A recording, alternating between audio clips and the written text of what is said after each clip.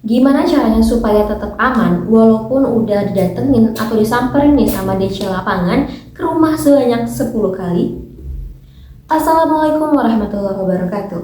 Halo teman-teman, selamat datang di channel Sister Pinjol. Di video ini kita bakal ngebahas tentang resiko dan juga solusi gagal bayar di aplikasi paylater atau pinjaman online legal, yaitu di Akulaku tahun 2023. Teman-teman, gimana sih pengalaman dari orang yang udah ditagih oleh DC Akulaku sebanyak 10 kali? Sebenarnya kalian nggak perlu takut terhadap DC yang datang untuk menagih ke rumah teman-teman. Jangan sampai terpengaruh sama ancaman-ancaman DC. Tetaplah fokus pada pekerjaan dan jangan terganggu dengan pesan-pesan dari DC Akulaku. Kemudian kalau teman-teman udah merasa terganggu, kemudian si DC ini sudah melewati batas ketika mengancam kalian, maka sebaiknya jangan membaca pesan tersebut agar mental kalian bisa tetap stabil. Kemudian apabila ada DC yang datang ke rumah, maka kalian harus memastikan dan minta identitasnya, apakah sesuai dengan ID cardnya, kemudian minta juga surat tugasnya sebagai bukti. Jangan sampai teman-teman ketipu sama oknum-oknum yang menyamar sebagai DC. Jadi ya, kalau misal ada DC yang bakal datang ke rumah kalian, maka kalian harus minta ini identitas dan surat tugas yang menyatakan bahwa DC ini memang dikirim sama pihak Akulaku.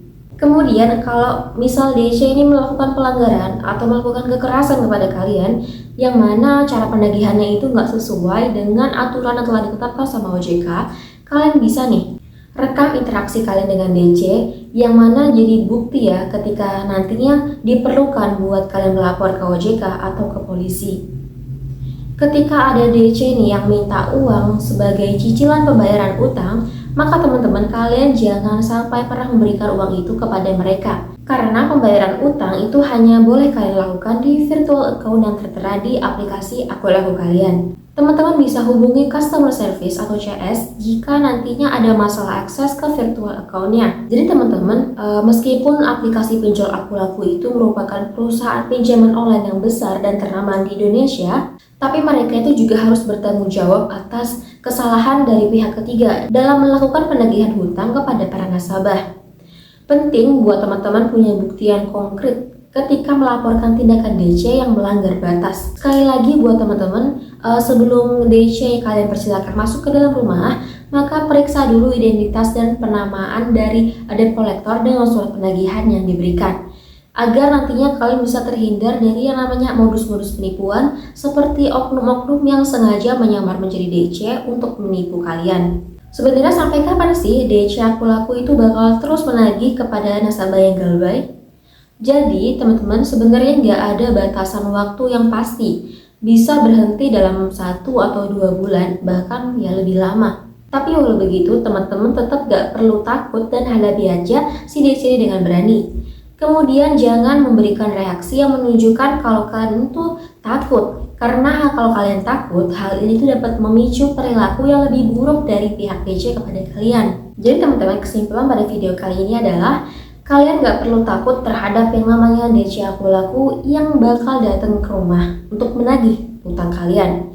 Hadapi aja para DC ini dengan berani dan jangan teman-teman ini kasih uang kepada mereka buat pelunasan hutang.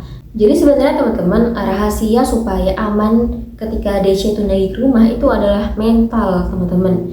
Karena kalau mental kalian kuat, itu ya udah sih seperti angin lewat saja. Kalau memang kalian itu nggak ada uang buat melakukan pembayaran utang, ya udah galbaikan aja dulu. Jangan paksa untuk mencari uang saat itu juga hingga akhirnya kalian cari dana talangan akibat desakan, kemudian ancaman dan tindakan dari para DC kepada kalian.